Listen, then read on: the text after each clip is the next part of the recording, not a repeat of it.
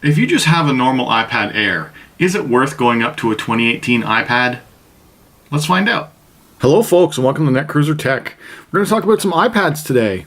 Specifically, the new 2018 iPad versus an older iPad Air. At first glance, can you tell which one is 5 years old and which one is brand new? This is an original iPad Air from 2013, and this is an 2018 iPad. They dropped the Air branding 2 or 3 years ago. This is the new one. This is the 2018 iPad. The big difference is it has a newer CPU and it has Apple Pencil support, which is it's the first iPad that's not a Pro that supports Apple Pencil.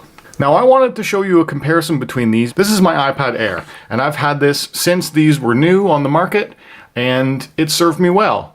But I have noticed in iOS 11 it's starting to feel its age. The form factor is surprisingly similar, so much so that it doesn't really feel like a new device when you get one if you're moving from an Air. If you're moving from an iPad Air 2, I don't recommend that you go for the 2017 or 2018 iPad. The other difference on the front of the old versus the new, iPad Air has the chamfered polish edge, and the new iPad 2017 and 2018 just have the base aluminum. The space gray color has changed over the years. It seems to be getting lighter as time goes on. The Apple logo on the new one, it's very, very flush, and on the old one, it has a significant dip down, and this, it's almost flush. This is the 2018 iPad. This is the iPad Air. The new iPad on top. The speaker holes are different. It used to be a double row of speakers, now it's a single. Something that I don't appreciate that Apple has done recently on all iPads, they've gotten rid of this switch. This used to be a programmable switch for mute or rotation lock, and now that is gone. I'm not sure what year that left, but it's no longer on the new ones. I thought I'd be able to use the exact same case that I've always had. The volume button for the top is now where the cutout for the rotate switch used to be. The bottom volume button is nothing, and your volume down is now volume up. The new one is slightly more to the left. That type of stuff just bugs me, that the camera hole does not line up anymore. It's just a shame that they made that change just so that you have to buy a new case. You don't have to, you can make do, but it's not ideal. The actual chassis itself is the exact same thickness and pretty much the exact same weight. There's a difference in the screens themselves. Let me get into this. You get a Touch ID. On the new iPad, the old iPad, no such luck. These have been restored with the same software, so besides a minor difference or two that I added some newer apps onto this one, they're running the same config. Color temperature is different. This skews a lot more red, and I think you can maybe see that in the settings. It'll be hard to show up on camera, but let me make sure they're on similar brightness too. For camera use, I'm going to put them both on maximum brightness. And I don't know if you can see it, but the original Air skews a lot more blue, and the new iPad 2018 is a lot more red. I just don't like how oversaturated the reds are on the new 2018. If I go into photos, let me bring up something like this fog picture.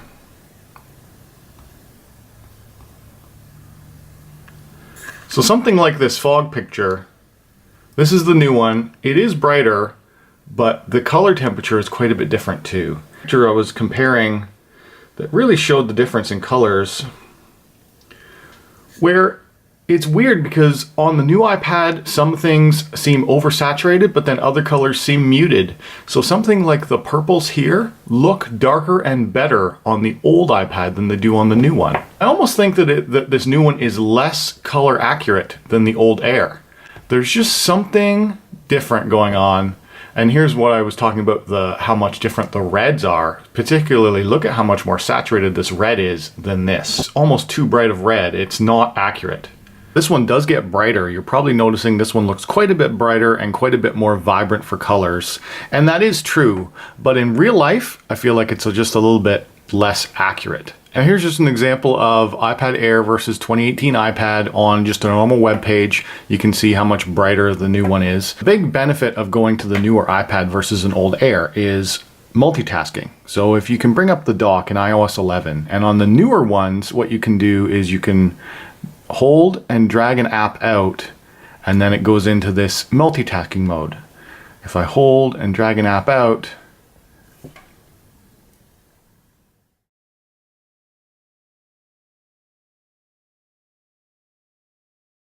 with the new one, you can still have your app usable in the background. On the old Air, you can't.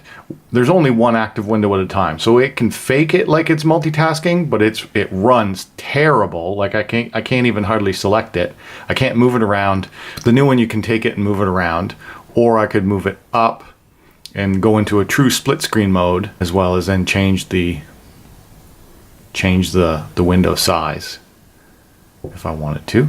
On the old one, if I try and go into the split screen, it just won't let you, because you can't do true multitasking. You can do window over, but you can't multitask. With this iPad, you can. iPad Air 2 or newer, you need for real multitasking. So you may be wondering, if they're so similar, why did I upgrade? The biggest thing is what I just showed you, multitasking. So this has 2 gig of RAM. I think this only has 512 meg. Maybe it has a gig, but you cannot multitask apps on this. The additional added support of Apple Pencil on a non-Pro iPad, I thought this was now the time to try it out. Let me go grab the pencil and I'll show you what that's like. The iPad Pencil is really too minimalistic. It has no clip, nothing. It has a little cap, but you charge it and you pair it through the lightning connector on the pencil itself, and the cap is easily lost. There's nothing that holds it in place. It has a little weedy magnet on it, but not much. I did try and get this to work on the old iPad. If you plug a pencil into an iPad that does not support it, nothing happens. This is how you have to charge an Apple Pencil, by the way, which is the most ridiculous thing ever, but it does come with an adapter so that you can use a normal lightning cable. If I go into settings, Bluetooth, we'll never find an Apple Pencil here. Even though this is how you get an Apple Pencil into Bluetooth pairing mode, is by plugging it into something, this iPad will never find it. You plug it into an iPad that's supported, and it will automatically pick it up as a Bluetooth pencil, pair, and pairing completed. Now, once that's done, then you can use it. You may be wondering, well, what is the big deal with Pencil? It's a stylus. This is the best stylus performance I have ever used. It is surprisingly good, and I've tried quite a few. So I have a Microsoft Surface 3 right there with an active Surface Pen. This uses N-Trig. It's okay. Honestly, this Apple implementation blows it away. It is unbelievably good. One of the best demos is just in Notes itself. So you can just have the ever so lightest touch come up as a pencil sketch, as well as the big benefit of Apple Pencil is shading. So it does tilt recognition, where it knows the position of the pencil. So if you go straight up, it's a nice line. You tilt to the side, you get shading. That is something that is not in 90% of the other styluses on the market. If you try and use it on a non-Apple Pencil supported iPad, it does nothing. There's no response whatsoever, so it doesn't even register as a capacitive touch point. It has some magic in here where it knows that there's an Apple Pencil in use.